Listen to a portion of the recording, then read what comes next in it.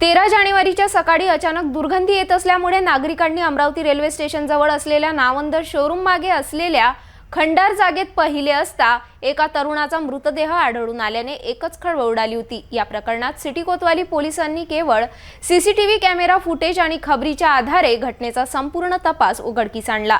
शेवटी एकाला ताब्यात घेऊन त्यानेच वीट मारून हत्या केल्याची पोलिसांकडे कबुली दिली। अनैतिक संबंधातून मामानेच त्याच्या भाच्याला यमसदनी पाठविल्याने मामाविरुद्ध खुनाचा गुन्हा दाखल करून त्याला अटक करण्यात आली।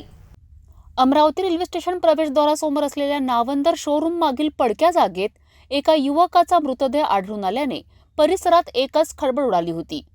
यात आधी हत्या करण्यात आल्याचा संशय व्यक्त करण्यात आल्याने सिटी कोतवाली पोलीस निरीक्षक विजयकुमार वागसे या घटनेचा शोध घेणे हे चांगलेच आव्हान झाले होते।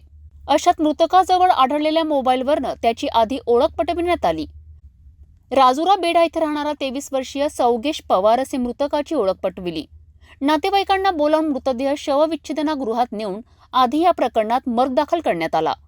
मात्र ही हत्या असल्याचा दाट संशय आल्याने पोलीस निरीक्षक वागसे यांच्या पथकाने आधी रस्त्याच्या कडेला असलेल्या दुकानातील सर्व सीसीटीव्ही कॅमेऱ्याची पाहणी केली असता एका कॅमेऱ्यामध्ये मृतकाला वीट मारताना एक इसम कैद झाला आणि याच आधारावर काहीच तासात मृतकच्या नात्याने मामा असलेला 30 वर्षीय राजुरा बेडा येथे राहणारा मारेकरी अरुण सोळंके याला ताब्यात घेण्यात आले।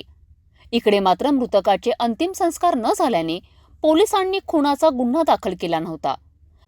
अखेर आरोपींनी वीट मारून हत्या केल्याची कबुली पोलिसांना दिल्याने सर्व सत्यता उघडकीस आली।